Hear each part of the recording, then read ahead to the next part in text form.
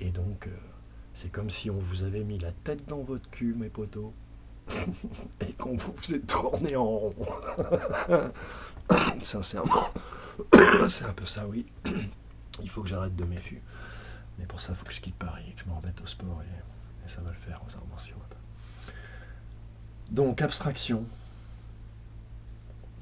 syllogisme, romantisme. Mon sorcier me disait, Philippe, en fait, c'était il y a 30 ans, nos sorciers noirs ont pratiqué, programmé les gens avec ce que lui appelait l'érotisation de l'angoisse. C'est-à-dire qu'en fait, cette impossibilité d'amour, dans cette économie racialiste et déstructurante et stressante qui ne laisse de place à rien, à aucune vie, qui ne laisse de place qu'à la consommation, donc qu'à la mort, même si vous trouvez le truc rapide, c'est le cas. Donc, oui, la porte de sortie, qu'à la mort, il vous récupère, le game, le supermarché, j'ai un petit trou. Oui, l'érotisation de l'angoisse. Donc, comme c'est une impossibilité, au début tout est merveilleux et au bout d'un moment vous souffrez pour mille et une raisons.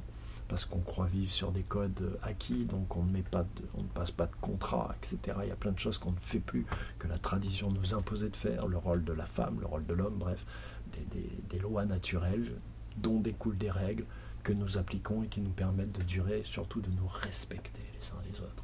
Donc, de n'empêcher aucun des deux, ni la femme ni l'homme, d'évoluer en exprimant pleinement leur potentiel, pas dans des projets professionnels, mais dans la compréhension réellement de ce qu'ils sont, par la compréhension de ceux qui les entourent. C'est très simple. Donc, comme c'est une impossibilité et qu'ils souffrent à l'intérieur d'une histoire sexuelle où se confond le désir, le fantasme, tiens, je vois apparaître le bout de la queue de Fred. Ce mec qui sniffait plein de coques, qui baisait avec sa nièce, je crois, et qui nous dit que nous, quand on fait caca, c'est parce qu'on rêve de se faire enculer. C'est ça un sorcier noir. C'est ça la magie noire. Si t'es naïf et que tu culpabilises parce que ce monde te fait culpabiliser et que les religions, certaines religions, je mettrai l'islam à part, mais les chrétiens et aussi la Torah te fait culpabiliser, et ben ça se mélange. Et c'est ça l'érotisation de l'angoisse. C'est une mort que tu portes là, mais contrairement à la mort des sorciers noirs qui est froide et qu'ils ne peuvent garder et que donc ils projettent, celle-là est chaude. Et donc tu la gardes dans ton ventre. Et en général, c'est les sorciers blancs qui la portent celle-là parce qu'ils n'en ont pas conscience. Ils sont les victimes de leur propre indolence. Et comme elle te tient chaud, en fait, tu te sens vivant.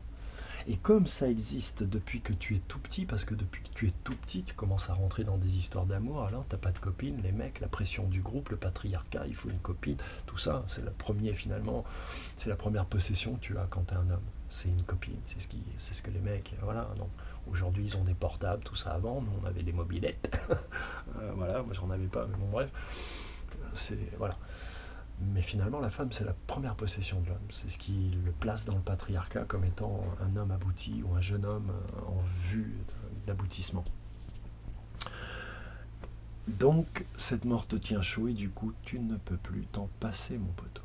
Ça veut dire que même si tu comprends et que tu l'enlèves, tu as l'impression d'être mort et vide.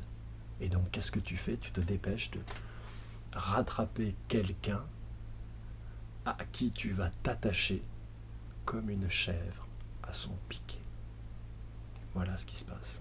Et la mort revient, puisque l'impossibilité est perdurante. Et voilà, jusqu'à ta mort, mon poteau. Donc voilà. Si tu veux éviter ça, il faut que tu sois en Dieu et que Christ soit en toi, ou tu prends n'importe quel maître qui peut t'ouvrir les yeux.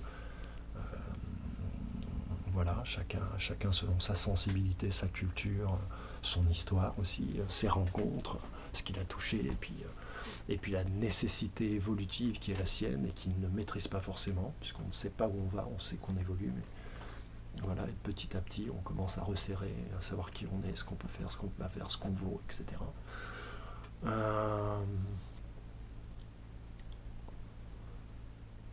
Et bien si tu es en Christ et que tu as le Christ en toi et que Dieu est en toi et que tu es en Dieu, tu t'évites ces pièges, tu évites à celle que tu aimes et à tes enfants ces pièges, parce que quand tu parles à tes enfants, tu t'adresses toujours aussi à la partie divine qui est en elle.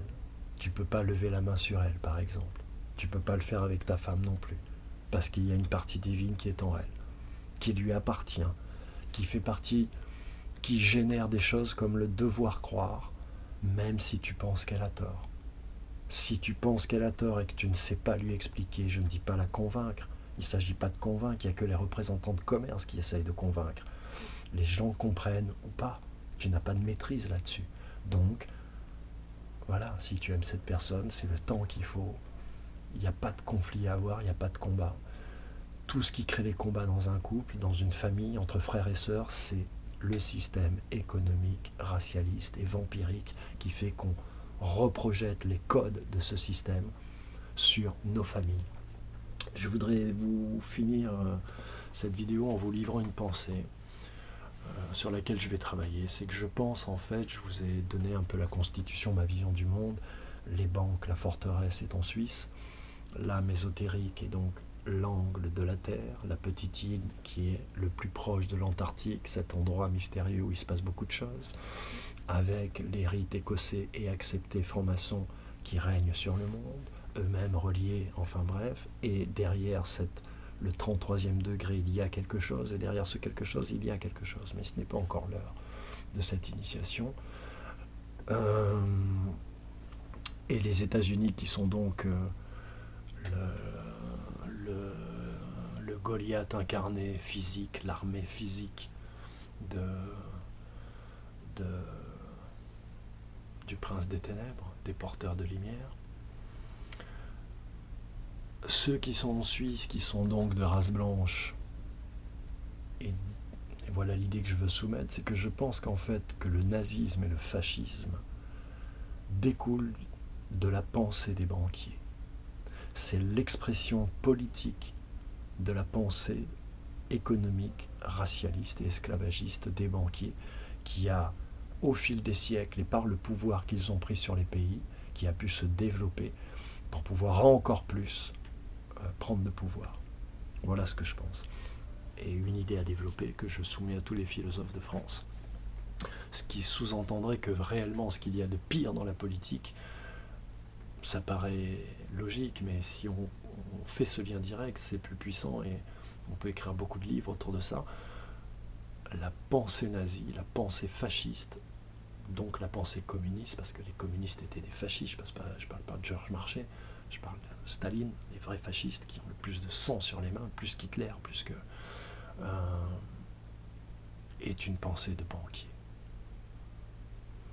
Médite là-dessus, mon frère, afin de ne pas médire et de ne pas te dédire plus tard. Une petite phrase que j'avais mise dans Facebook et j'aime bien ce punchline. Donc voilà ce qui est être en Dieu et être en Christ, ce qui n'implique pas et ce qui ne suppose pas que tu le nommes comme ça. C'est juste que tu dois être conscient de cette partie divine qui est en toi et qui doit se révéler, qui est connectée avec toutes les planètes de l'univers, mon poteau. Toutes. Voilà. Et même le vide à l'intérieur des trous noirs. Bref, oui, ça paraît dément, mais pourtant, c'est réel. Il n'y a pas de distance dans l'espace, les amis. Pas au sens où on l'entend, mais ça sera un autre débat.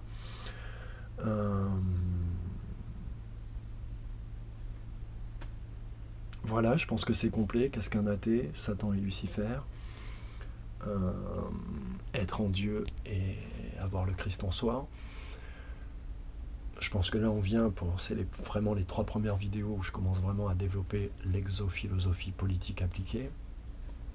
J'ai vu sur Facebook certains groupes, comme un groupe que j'affectionne particulièrement, qui sont les amis du magazine Nexus, Rock Soquière, et qui n'arrêtaient pas de se plaindre parce que y avait les élections et qui disaient la politique pourrit le groupe. Ouais, mais mon poteau, si tu regardes bien, je pense que toutes les émissions, toutes les magazines que Rock a édité, et j'aime beaucoup ce qu'il fait ce garçon, même si je le trouve radical, mais je trouve qu'il amène des idées, qu'il a amené une ou deux idées vraiment, vraiment intéressantes, inattendues et intéressantes, j'en parlerai plus tard. Et il faut de la radicalité, de toute façon, c'est presque une protection, il vaut mieux être radical et avoir tort que de ne pas l'être et de se planter quand même.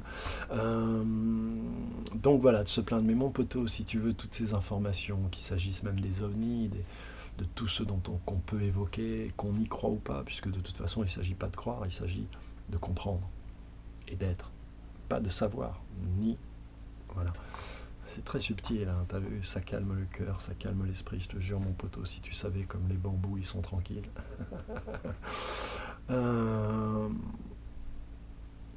Donc, tout ça est quand même fait à la fin pour qu'on puisse vivre ensemble. Donc oui, moi aussi, je veux que le mot politique soit rayé du dictionnaire humain et qu'on parle de science spirituelle en se préservant de la cybernétique et de ce danger incroyable qu'est la technologie actuelle, mais ça, je le développerai, qui n'est pas sataniste, qui est luciférienne, c'est différent. Luciférienne, religion babylonienne. Quand on vous parle des pharaons, la confusion qui est faite, c'est entre l'empire de Babylone et les pharaons. C'est deux choses différentes, mais vraiment qui n'ont rien à voir. Baphomet, c'est pas Isis. Et c'est pas parce que des enfoirés ont emprunté la connaissance, dont les symboles sont Isis, l'œil d'Horus, etc., que ça fait de ces symboles des choses mauvaises. Non, elles ont été détournées, interprétées, enterrées afin de dominer le monde. Voilà, c'est tout simple. Mais ça n'est pas ce sens-là. Par exemple, pour Horus, je vous soumettrai cette phrase du Yiking qui dit « Ce qui a été corrompu par le Père peut être réparé par le Fils ». Voilà ce que Horus nous amène. Voilà ce que le Christ nous amène.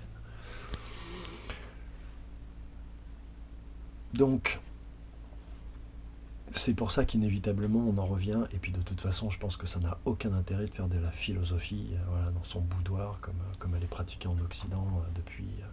parce que les philosophes d'antan, si vous voulez, c'est pas en frais. Il faut un peu être sérieux, et c'est un peu ce que j'essaie humblement, modestement de faire, en n'ingurgitant pas non plus des tonnes et des tonnes d'informations, mais ce que je veux dire, c'est qu'un mec comme Aristote, il maîtrisait les mathématiques, il maîtrisait la médecine, il maîtrisait en fait l'astronomie, la géométrie surtout, la géométrie sacrée. En fait, il maîtrisait toutes les matières existantes à son époque. Nous avons la chance, après cette séparation de la connaissance égyptienne qui a été divisée en plein de matières, culture, religion, musique, artistique, alors que tout ça n'était qu'un, puisque l'univers est un son, mon poteau. Tout ce que tu vois, c'est du son, mon poteau. Les couleurs sont des sons, mon poteau. C'est pour ça qu'on te dit, au début était le verbe. On te donne une information scientifique, mon poteau. C'est pas du blabla ni de la poésie, mon poteau.